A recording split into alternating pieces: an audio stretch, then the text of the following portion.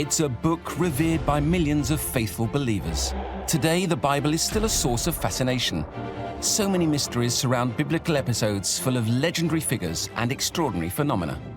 Just like that, the miracle happened. Loaves and fish multiplied. No scientist has ever succeeded in reproducing an imprint like this one on the shroud. In order to unlock the deepest secrets of the Holy Book, we must explore its sacred sites, from Jerusalem to Rome, from Turin to the Sea of Galilee. A journey to rediscover the essential texts and the epic tales that make up the Bible. This is what it is, the presence of God here on the mountain. This is the best place, probably in the world, to see the ministry of Jesus. An extraordinary saga in mythical places with breathtaking landscapes.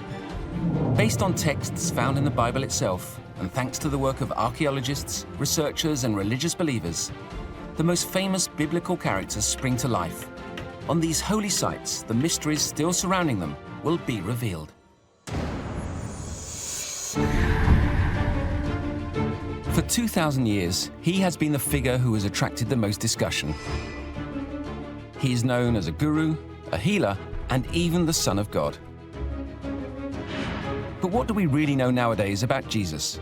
Today, as in his day, Jesus remains an enigma. Where is the element of truth in the gospel which so often contradicts itself? He was a pious Jew who was surely charismatic and bore a message. Today, which sites attest with certainty to this extraordinary story? For 2,000 years, the disciples of Jesus have said that this is where he died and resurrected. A story that was to give rise to the world's largest religion. A religion that currently federates 2.5 billion followers.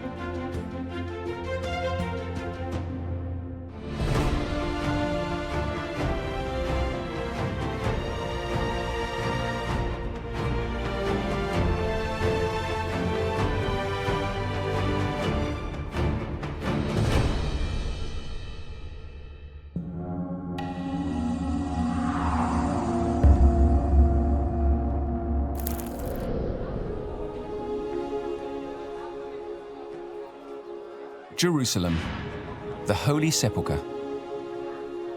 Here, in a unique case worldwide, 6 churches cohabitate and celebrate Christ, each one with its own traditions, but all with the same belief. Jesus died, then rose again here.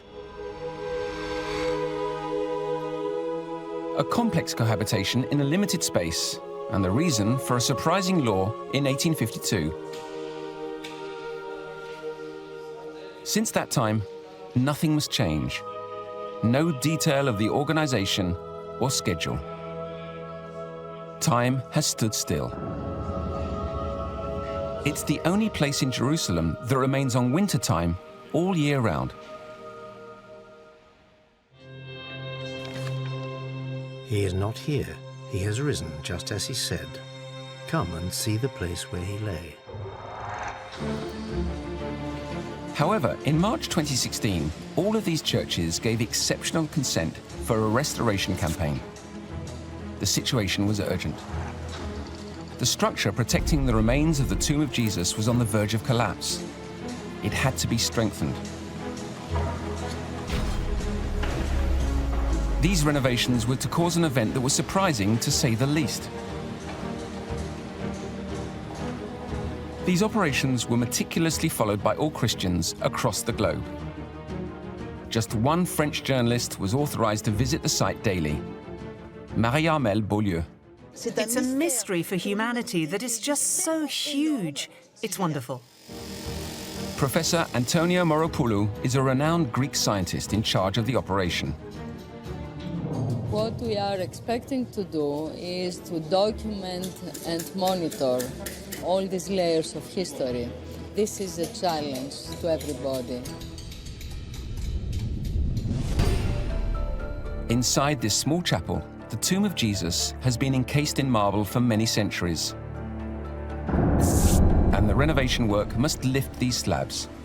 It's an unprecedented opportunity to check that the tomb is where it has always been said to be.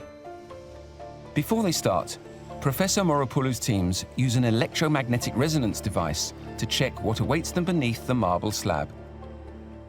When Professor Antonia Moropoulos used her ground radar to find out what was under the slab, her radars read, "It's empty." The marble slab was pulled aside so that they could see what was under it.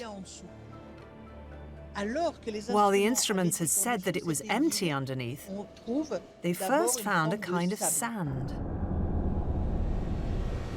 Sand? This was quite unexpected. But what was the sand concealing?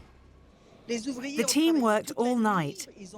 They finished cleaning what was underneath, and the funerary bed emerged, on which the body of Jesus had been laid. Although the device had detected nothing, there was in fact something there. How could her device have detected empty space when the tomb was definitely there? But that's not all. Once this tomb was uncovered, the engineers wanted to probe the rock with other measurement devices, and nothing had gone as planned. 3 of them broke down, one with a broken part, and the 2 others sent data back to the computers they were connected to, which couldn't be interpreted by science. A cascade of breakdowns that Professor Moropoulou had never seen before. Je crois que tout le monde peut comprendre qu'il y a des phénomènes naturels qui peuvent perturber les champs électromagnétiques. Il faut simplement admettre que la force avec laquelle on croit ou l'on pense en fait partie. Mais c'est une tombe vivante, la tombe du Christ. But what really happened? What other secrets does the Holy Sepulchre harbor?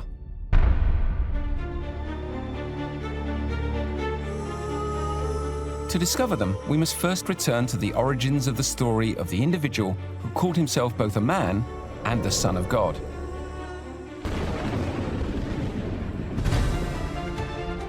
His name is cited in the Torah, the Quran, and the Gospels.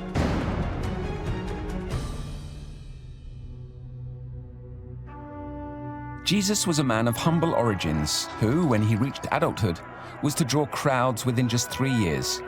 He produced incredible miracles and delivered a message that founded a new religion, Christianity.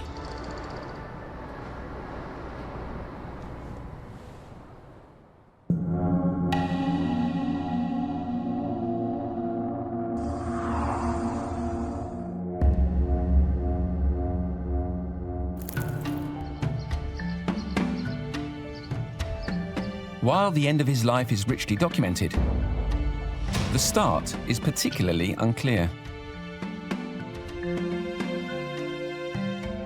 Here, we're in the Basilica of the Nativity, one of the oldest churches in the world.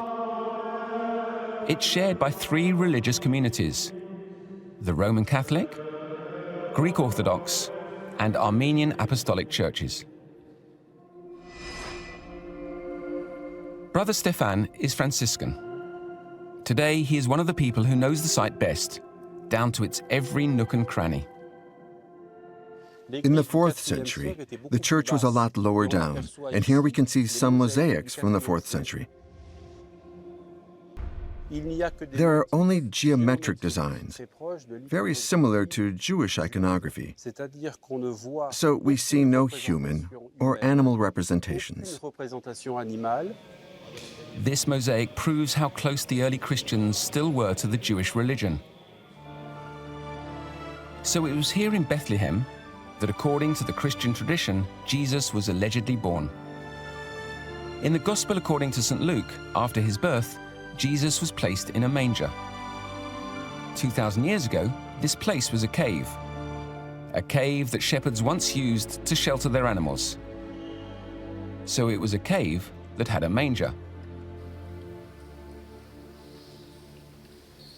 The specific place where this event is commemorated is located a few steps further down.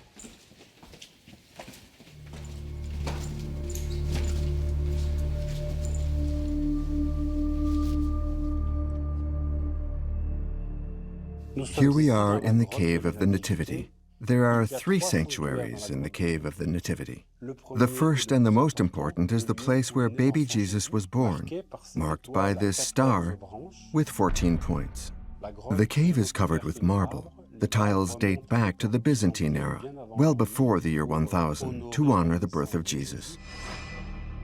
The second site is a few steps away.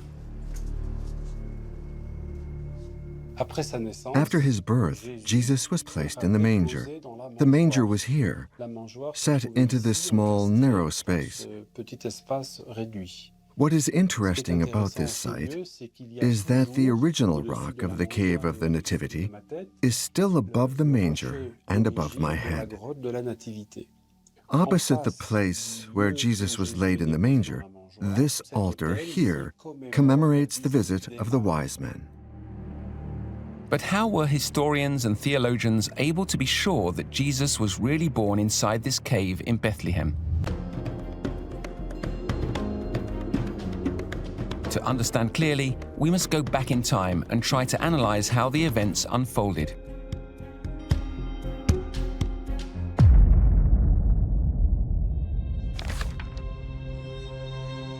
While they were there, the time came for Mary's baby to be born. The birth of Jesus was an event that would change the face of the world. But what do we know about it today, in historical terms? The birth of Jesus is mysterious. It's not told by all of the Gospels. In some of them, Jesus is said to have come from Nazareth. And then in others, we're told, no, actually he was born in Bethlehem. Why Bethlehem? There's a passage in the Hebrew Bible that tells us that the son of David, the Messiah, the people's long-awaited future king, must be born in Bethlehem. At this time, a Messiah was considered to be a savior sent by God. In Jewish tradition, the Messiah is actually not necessarily a supernatural being. The Messiah is a righteous king who comes at a time when things are so bad that we need a savior. It so happens that when Jesus was born, Palestine was experiencing an unsettling, difficult period. Palestine was occupied by the Romans. In 63 BCE, Jerusalem fell, and the Romans installed one of their proxies, Herod the Great. An extremely cruel king, despised by the Jews. Herod the Great was a tyrannical, paranoid king who unleashed a reign of terror. All of the Jewish people were waiting for a savior who could oust him. They hoped for the arrival of a great king like King David, a descendant of King David, the Messiah, who would liberate and restore Israel to its former glory. So there was a very powerful messianic expectation. Could Jesus be this long-awaited Messiah? For the Christians who would later write the Gospels, there was no doubt about it. Jesus was not only a descendant of King David, but he was one of the prophecies the Bible texts referred to. But how could Jesus find himself in Bethlehem when his parents were living in Nazareth, 156 kilometers away? Since Jesus was said to be this very descendant of David, the king, he absolutely had to be born in Bethlehem. St. Luke's Gospel evokes a population count that would have obliged the future parents to return to Joseph's city of origin, Bethlehem. There was a census that took place under the Roman Empire. There's no doubt about that. The problem is knowing which year that was and whether it aligns with the alleged year of Jesus' birth. Chronological data in the Gospels proves somewhat contradictory. On the one hand, we're told that Jesus was born at the time of the census, several years after year 1 of our era. While at the same time, we're told that it was before the death of Herod the Great, and he was supposed to have died in around 4 BCE. If Jesus was born before the death of Herod the Great, then it must have been in 5 or 6 BCE. Was Jesus really born at the time of the census?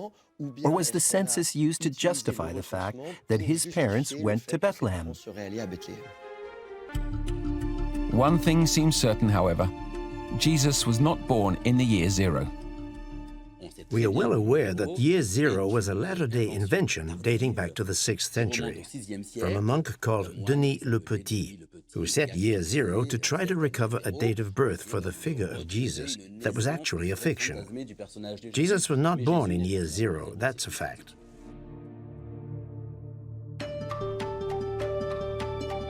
While the texts don't enable us to precisely date the birth of Jesus, what does science have to say about it? Various kinds of researchers have tried to clarify this date in turn, relying on the star that allegedly guided the three kings, the renowned kings who came to pay tribute to baby Jesus. So, in the sky there have been several phenomena.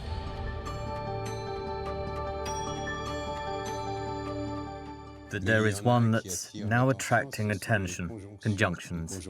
A conjunction is an exceptional alignment of planets.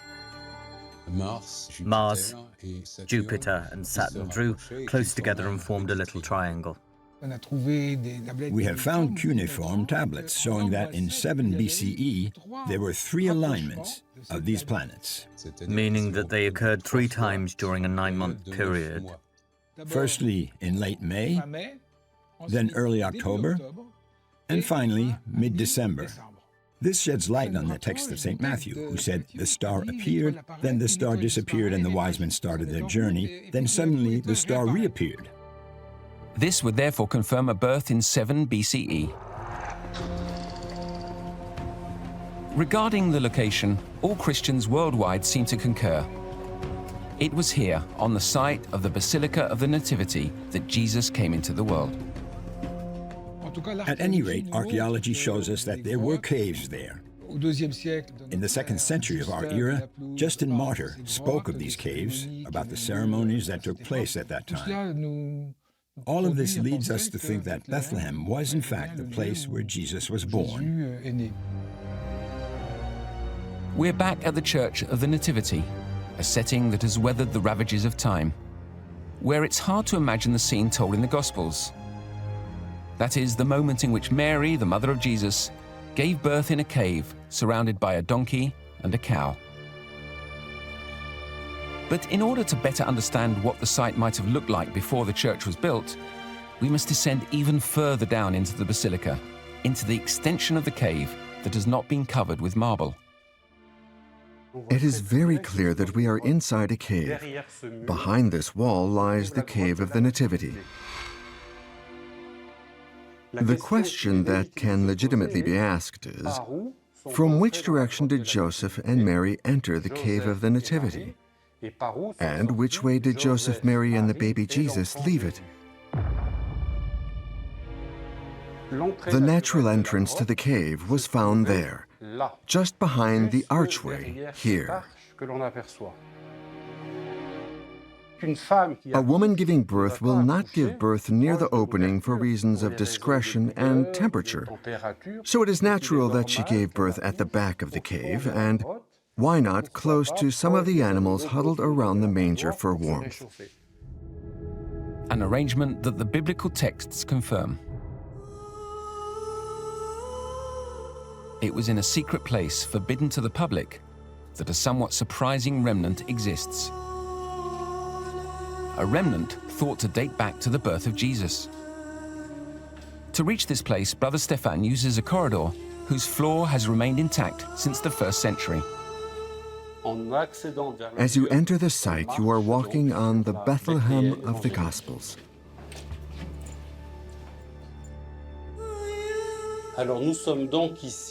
So we are now in the cave containing the basin, in which we commemorate the bathing of the baby Jesus after the Nativity.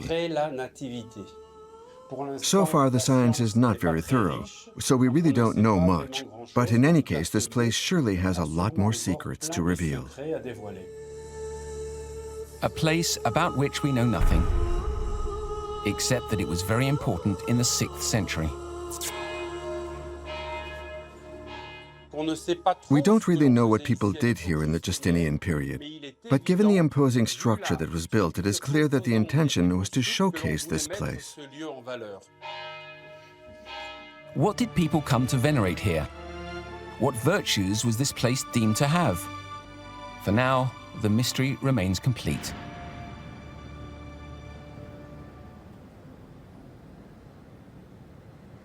In Bethlehem, just several hundreds of meters from the Basilica of the Nativity, lies another place that evokes the early infancy of Jesus.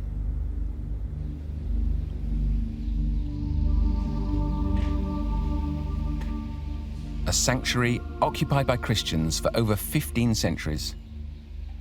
Here we are in the sanctuary of the Milk Grotto. This sanctuary was acquired by the Holy Land Franciscans in the 14th century, and there was a sanctuary here that preceded it, as the mosaics from the 6th century attest. A very long Christian presence that finds its origins in the depths of this holy site.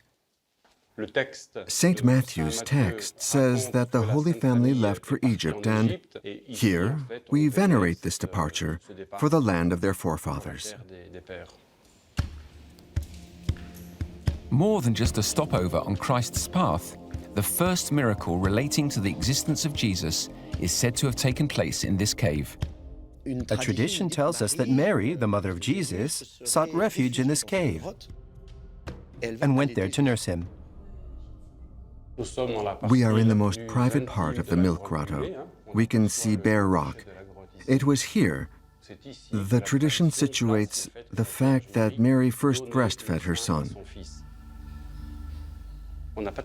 We don't often see Mary breastfeeding.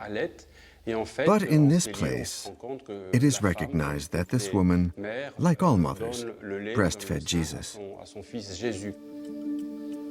Since the 6th century, people have come here to meditate, particularly women, as virtues have been ascribed to this cave. Local tradition says that the stone is white owing to the droplets of milk that fell on the ground when Jesus drank the milk from his mother's breast. And miraculously, the cave is said to have turned an immaculate white. The cave itself is said to have been transformed. The rock imbibed this milk and obtained miraculous virtues.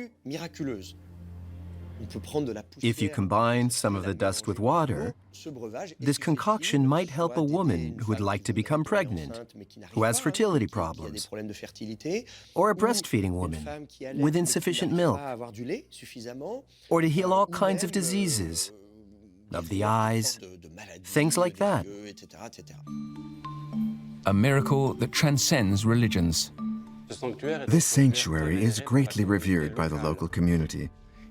There are Christians, Muslims, people from all walks of life who come to venerate the Virgin Mary here. This young woman is Muslim. She's from India, and for her, this moment of contemplation is important. I came to Bethlehem, so I wanted to come here and pray.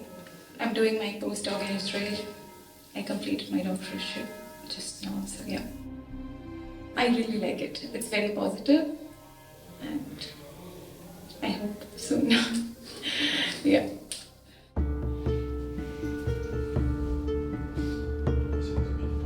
The Cave of the Nativity conserves more than 6,000 testimonies from families who have succeeded in having a child after meditating here.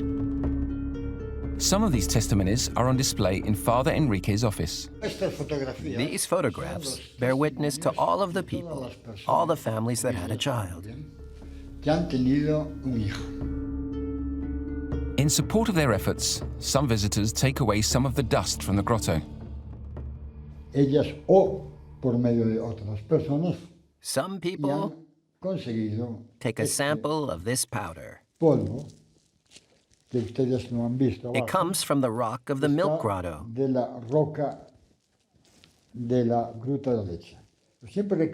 But the main thing is not this handful of powder. The main thing is prayer. Prayer and faith. Those are the most important things. Absolutely the most important.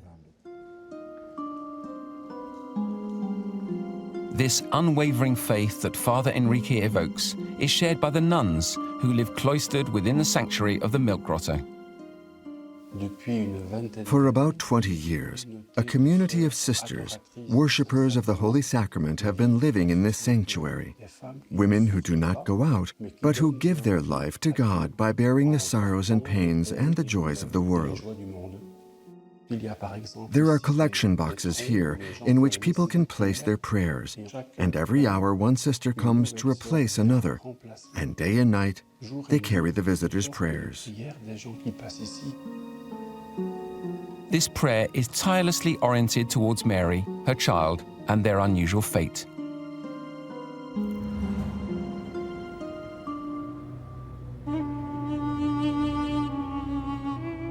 We know very little about the childhood of Jesus of Nazareth.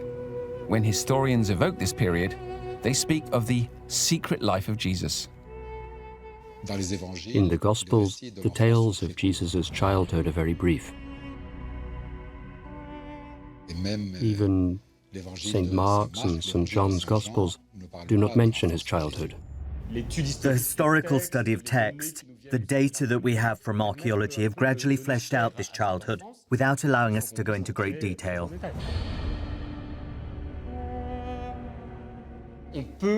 We can imagine a milieu that is poor, but not wretchedly poor. We must forget the idea of a poverty-stricken Jesus among the poor. To better understand Christ's childhood, we must turn to his father, Joseph. We know that his father was a carpenter. It's better to call him a mason. In fact, that's the term used. He was an architect, a builder. A vital piece of information that allows us to imagine how Joseph raised his son. Since it's a Jewish precept that fathers teach their trade to their son, Jesus learned the trade of carpenter from his father. Isn't this the carpenter's son? Isn't his mother's name Mary? But at the time, Nazareth was too small a village for Joseph to find work all year round. How did he live from his profession? It's highly likely that he was employed at the construction site of Sepphoris. To understand Jesus' childhood, it's important to go to Sepulchre, one of the rare preserved sites from the period of the Gospels.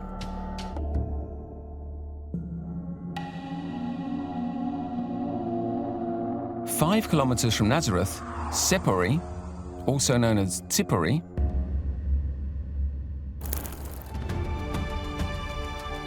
in Jesus' day, the city was endlessly expanding. Yadina Alexander is an archaeologist in charge of all of the excavation sites of Galilee for Israeli relics. Sepulchre holds no more secrets for her. Sepulchre is very well situated on a strategic hill, close to the arable lands, close to the roads. There's a very fertile valley. They could exploit all these grounds, all these lands, arable lands below. What could make it better? Anybody who wanted a good job, who could work in stone, would go to the nearest big city to build.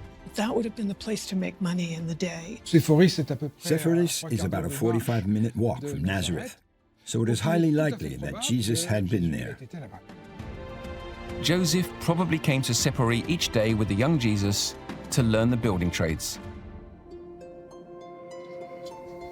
On the site of Sepulchre, there is a whole neighborhood of remains of houses from the 1st century. Houses that were probably very similar to the one Jesus inhabited in Nazareth.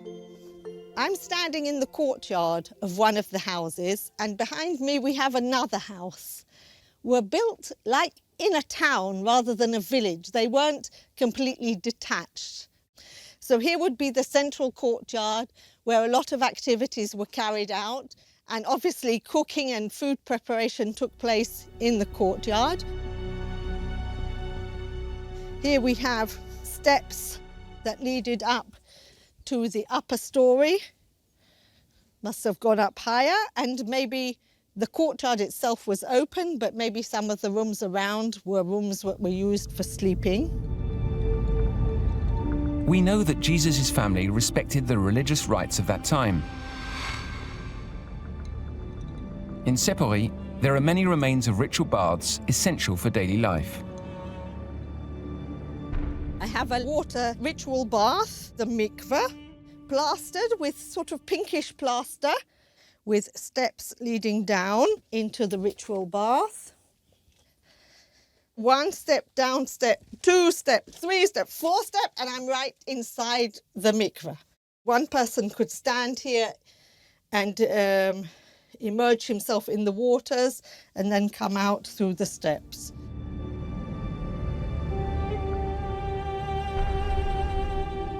Up until what age did Jesus observe the rituals of the Jewish religion? What role did they play in his life? It's hard to know today.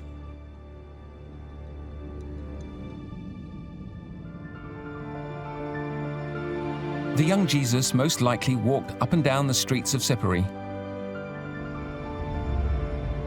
streets whose paving stones have kept a trace of their particularly moving past. We are standing on the stone-paved Grotto, the main road which crossed the city from south to north. What you can see here are the ruts in the hard stone paving created by the wheels of the carriages that travelled the road for several hundred years. It gives you a really good feeling of people living in the city. But the high temple of life in Sepulchre was its theatre, typical of the Roman era. It's a fairly small theatre, but it's an important aspect of the city. Around this theatre, the young Jesus could have watched performances. Perhaps he acquired there the first stirrings of his talents as an orator, which several years later would enable him to fascinate crowds.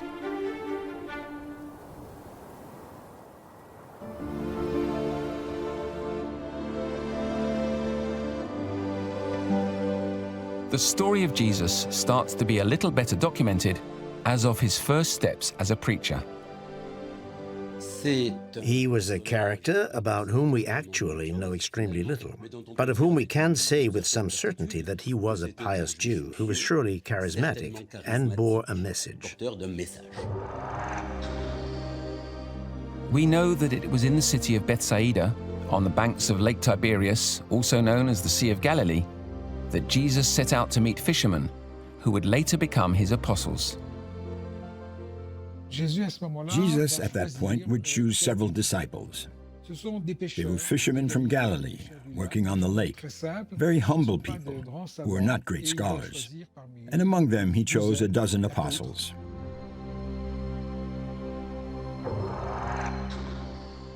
The next day, Jesus met Philip, who was from Bethsaida. This town lies near the north bank of the Sea of Galilee. After Jerusalem and Capernaum, Bethsaida is the village the most often cited in the Gospels. For centuries, no one knew precisely where this village was located, because it had been abandoned over 1,000 years ago and had all but disappeared from the map.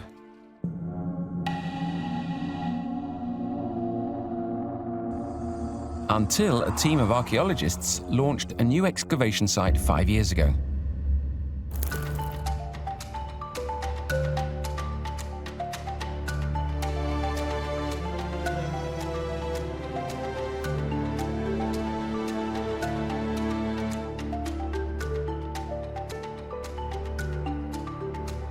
We're on the edge of Lake Tiberias. It's the start of the 5th year of excavation led by eminent Israeli archaeologist Moti Aviam. The goal is to prove that this is really the site of Bethsaida, the city of the main apostles. A quest complicated by the presence of constructions from the period of the Crusades. Archaeology is some kind of a detective story. Not every inquiry that the police does brings the murderer into jail. That's what we do. But we are not speaking of people's life here. If we make a mistake, no one dies. And that's a great job. Each day, a new page of history can be written every moment. The general goal is not to prove that Jesus was here. It's not a question for archaeologists. we give the historians material to lifting the veil from the land. Historians and biblical scholars, what they have is the book. There is no new information that comes from this book. Everything is written for 2,000 years. The only new information comes from archaeology.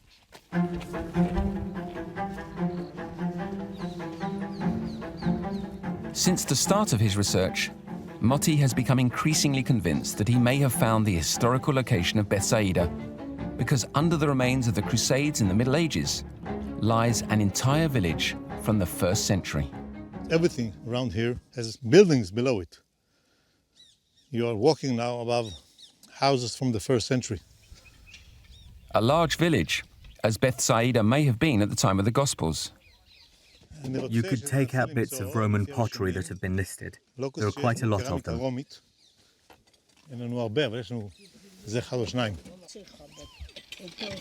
During his research, absolutely all of the finds are indexed irrespective of the period. The more recent discoveries from the Middle Ages of the Byzantine period are not rejected, as they might also evoke the names of Bethsaida in some form or other. The pottery and coin fragments are essential indicators for dating the strata of constructions. This is a bronze coin. Only from the way it looks, I assume this is a late Byzantine coin, 6th, 7th century CE.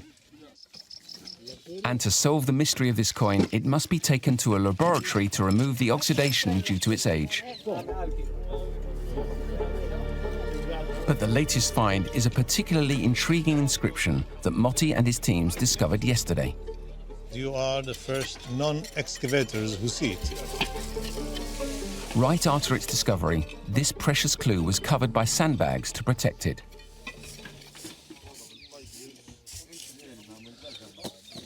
As you can see, the mosaic goes underneath the bulk. We'll have to take it down to see more of the inscription. And there are 3 lines of letters in Greek. 1, 2, and 3. Here we have iota, alpha, kappa, which is the word diakon. I can only hope that we'll have more segments of this inscription that preserved, and we will be able to read more and understand more. Motti's team's dream would be to find the word Bethsaida on this mosaic, which would be a significant clue for the location of the city. But to check, Motti will have to remove all of the walls covering it. Sometimes we have to do it like a puzzle, take a piece and a piece and a piece and try to see what is missing and understand it. Within a few weeks, after clearing the rest of the mosaic, Motti hopes to gather essential clues to confirm the location of the famous city of Bethsaida. Bethsaida, I assume, I can prove, that this is what we are digging now, and maybe we'll know it in a few weeks. If it really is the location of the city of Bethsaida, Motti and his teams will have every chance of finding more information about Jesus and his apostles. For 3 years, Jesus walked the length and breadth of Galilee. His miracles were to establish his reputation. His charisma and eloquence drew crowds. He meets people, challenges their thinking, and he also ensures, on the one hand, that they are expecting the coming of the Messiah, that they themselves want to be involved and will adhere to his message. His fame unsettles the Romans so much that they decide to arrest him to quash his popularity. There are regular tensions between Romans and Jews. So when they hear that a certain Jesus could be considered the ringleader, the one who will overthrow Roman power, obviously they think it's a worry, and they must get rid of this guy as soon as possible. It was here in Jerusalem one evening during the Jewish festival of Passover on the Mount of Olives that Jesus' fate was sealed. This place still exists. It's known as the Garden of Gethsemane.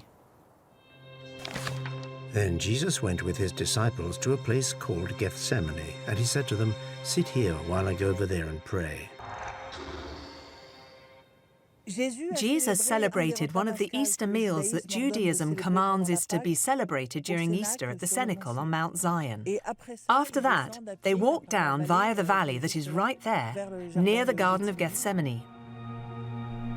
That evening, among the olive tree fields, Jesus wanted to pray with his apostles.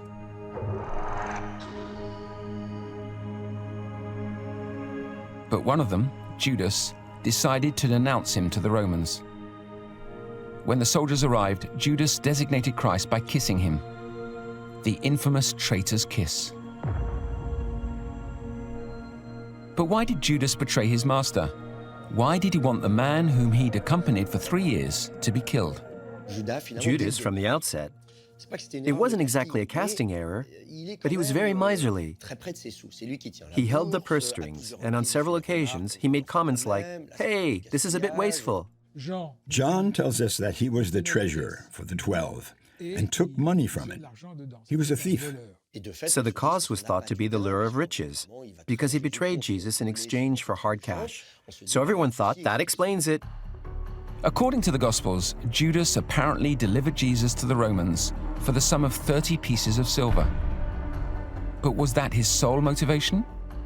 Might Judas have wanted Jesus to be more of a revolutionary? Did Judas think that Jesus was much too peace and love? We'll love one another, we'll make peace. Judas, when he discovered that Jesus was condemned to death, repented and was remorseful to the point of suicide, the Gospels tell us. He hung himself.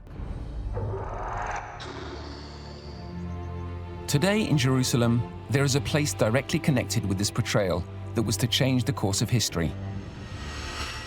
Marie-Armelle will introduce us to this place.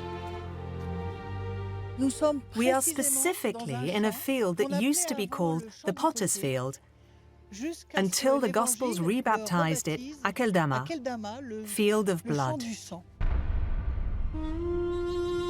Before he died, devoured by guilt, Judas decided to give the 30 pieces of silver to the priests of the Temple of Jerusalem.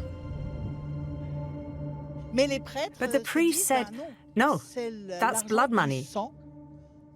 We can't put it in the temple treasury because it's impure, so we will acquire property. It is this field here that was bought." This is another dense layer in Christian history, directly tied to the life of Jesus and the apostles. Over the last few centuries, Jerusalem has never stopped growing, but this field has remained intact, without the slightest construction on it. Yet there has been an uninterrupted presence from Orthodox believers for nearly 1,500 years, a presence that attests to the importance of the site in the eyes of Christians. But in the late 70s, the story of Judas was to have a dramatic twist. The emergence of a 3rd century manuscript shed new light on the story for the first time. A manuscript that was discovered during clandestine excavations in Egypt. These texts have been rebaptized the Gospel according to Judas. What is very interesting is that in this Gospel, Jesus asks Judas to remove his corporeal envelope. Judas is the one who helps to release Jesus from his body. So it was Jesus who allegedly asked Judas to betray him. And suddenly, Judas practically becomes the hero, a key character without whom Jesus' mission could not have been accomplished. If this 3rd century manuscript is true, behind this betrayal, might a story of deep friendship be concealed? This also shows that there are still many, many things to discover when we study the origins of Christianity.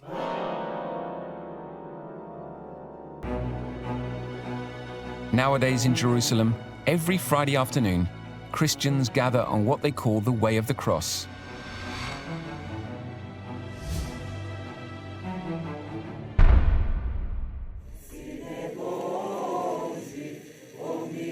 Each week, together, they commemorate the path of suffering that Jesus experienced after his arrest.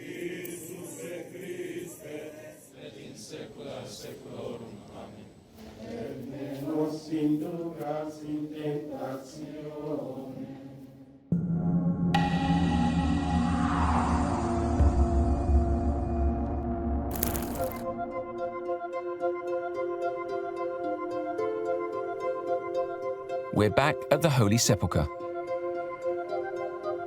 According to the Christian tradition, it is here that Jesus died and was resurrected. Inside this building are the remains of the funerary grotto in which the body of Jesus was placed. Even before the construction of this church in the 2nd century, the first Christians probably already commemorated the event at this location. Roman Emperor Hadrian wanted to eradicate this new religion and destroy this place of worship. He decided to build a pagan temple dedicated to Jupiter so that Jesus' tomb would be forgotten. A relic from this temple was brought to light in the substrata of the Holy Sepulchre in 1970. By chance, during renovations, Armenian priests discovered a hitherto unknown underground space. It was full of refuse, soil, etc. They emptied it entirely and discovered one of Hadrian's foundation walls. This piece of wall revealed a new page in the Christian history of the 2nd century CE. On this spot, we see the treasure of this wall, a graffiti. It's a boat, a Roman boat, with a graffiti. Domine, Ivamus. Lord, we have come. Even as Hadrian had tried to destroy all traces of Jesus, the early Christians had apparently continued to worship there. Since the temple was built above it, as they couldn't touch it, they came as close as they could. They packed in. Touching the door, they knew that it was there, within reach. It was not until Emperor Constantine in the 4th century CE that Hadrian's temple was destroyed and a church in homage to Jesus Christ was finally built. In this same place, there are gardens and tombs carved into the rock. According to the Christian tradition, the site of the crucifixion and of Jesus' tomb were located in a stone quarry, a context that we now have great trouble recognizing.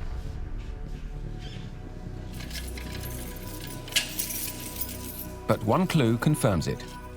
We have entered a place usually off-limits to the public, beneath the city of Jerusalem. What you see here is the hill of Jerusalem as it was cut into the 8th century BCE by stone cutters who came to extract blocks of stone from this hill to build the city. In Jesus' day, stone quarries were often used as cemeteries. If people came to dig out a cave for a tomb, they were sure that with this high-quality stone that it would hold. It was solid, it wouldn't collapse.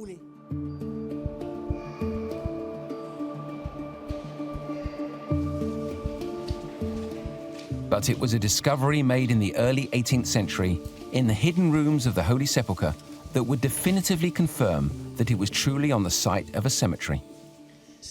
This place, 20 meters from Jesus' tomb, allows us to affirm that we are indeed in a cemetery. In this tiny space, there are 6 tombs. These tombs are known as korim, tombs with incinerators. They are niches carved into the rock. They put the bodies inside the niche and sealed the entrance with stones. After a year, they opened the tomb, collected the bones, which were placed in an ossuary, and then someone else could be buried.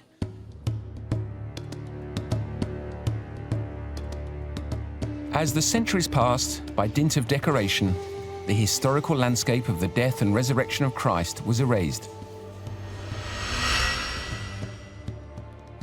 To see what that looked like 2,000 years ago, we must travel 30 kilometers north of Jerusalem, to the small Palestinian city of Abud. What we're looking at is a tomb like the one Jesus may have had. in a disused stone quarry that had become a cemetery. A tomb here, another tomb just after that, and other tombs all around. The Holy Sepulchre in Jerusalem is confusing, so at some point we should be able to represent what it was like at the time. This place is not the Holy Sepulchre. It's a place that tells us the incarnation of that land looked like this. Lands that still have much to reveal to us about the history of Jesus.